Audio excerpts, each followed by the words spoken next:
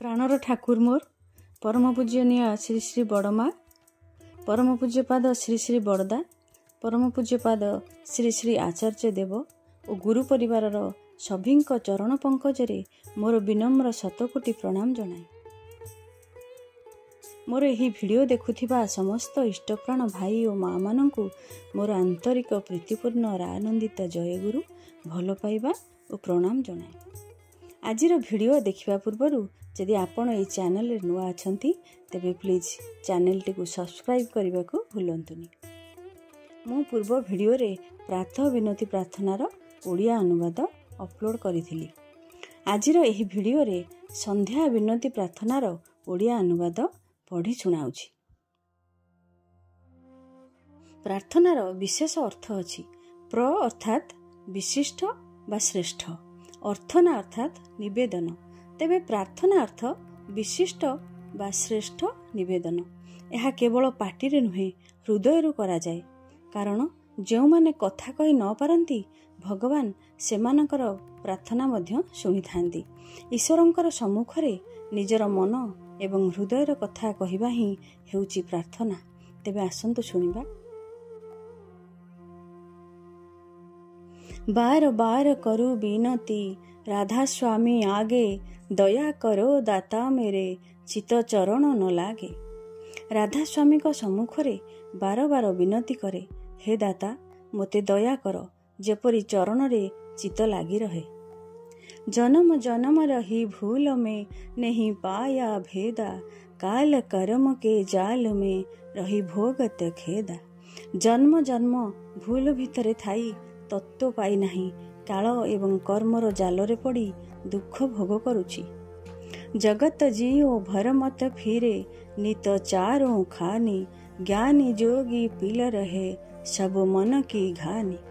जगतर जीव सबु सर्वदा चतुर्विध अवस्थारे स्वेदज, अंडज, जरायुज और उद्भिदज घूरी घूरी बुलंती। ज्ञानी और जोगी समस्ते मनर घणारे घूरती। भाग जगा मेरा आदि का मिले सदगुरु आई, राधा स्वामी धाम का मोहि भेद जनाई। मोर आदि भाग्य जाग्रत होईछि, सद्गुरु पाइछि, राधा स्वामी आमर मर्म मोते जनाइछंती।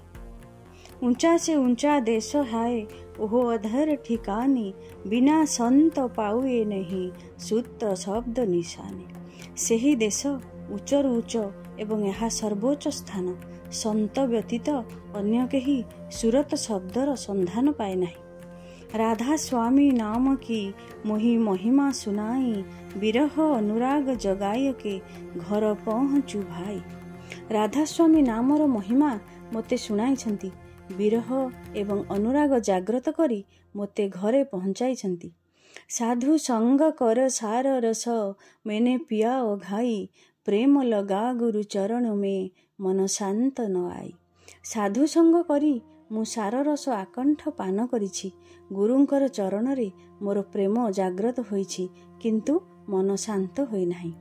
तड़प उठे बेकल रहूं जैसे पिया घर जाई, दर्शन रस नित नित लहूं रहे मन थिरताई। कि प्रकार रे मु प्रिय तमंक घर को जीवी, नित्य तांकु दर्शन करिबी एवं मन स्थिर हेबो, एही चिंतारे मन व्यस्त और व्याकुल। सूरत चढ़े आकाश में करे शब्द विलासा, धाम धाम निरखत चले पावे निज घर बासा। सूरत आकाश रे उठी शब्दर विलास भोग करे, धाम परे धाम देखु देखु निज घरे बसा पाए। इह आशा मेरे मन बसे रहे चित उदासा, विनय सुनो कृपा करो दिजे चरण निवासा। एही आशा मो मनरे जेपरि स्थान पाए, चित उदास रहे, मोर विनती सुनो, दया करी चरण रे स्थान दियो। तुम बिनी कोई समर्थ नहीं, जैसे मागू दाना, प्रेम धार बरखा करो खोलो अमृत खाना।